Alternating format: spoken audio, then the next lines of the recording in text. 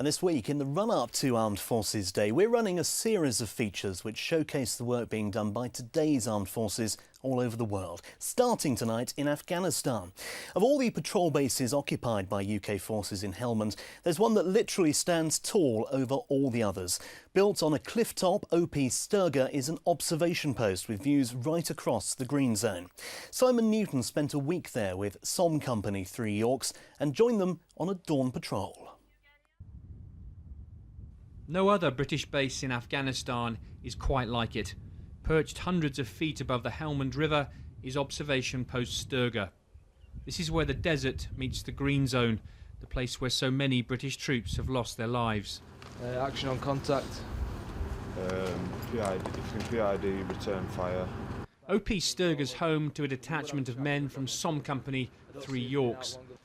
It's first light and we set off into the valley below.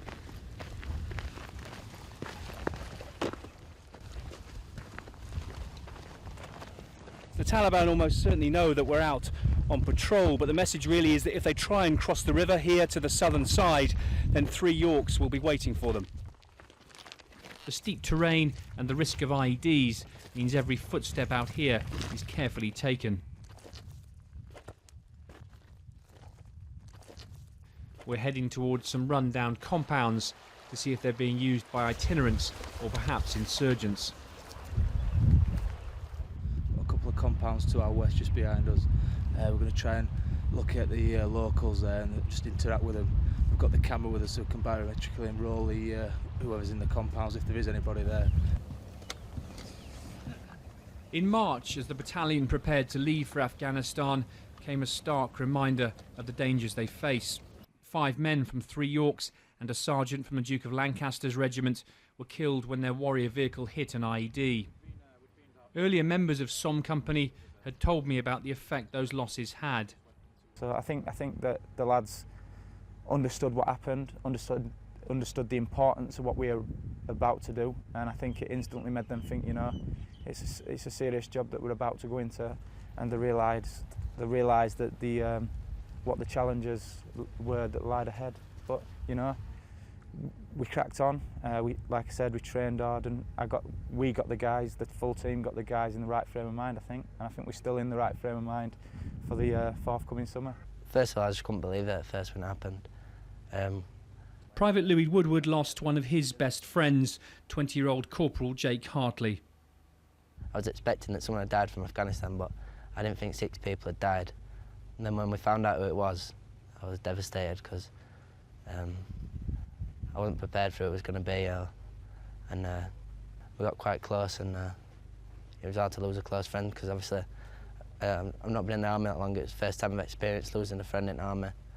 In fact, losing a friend at all, so this is a new experience for me, and it was hard to take. 415 124, Roger far. The compounds are empty, but we're not going in. Searching them is just too dangerous. The risk of IEDs and booby traps too great. One of the cousins or whatever it was telling us that he was going to move his family in here because he felt safer.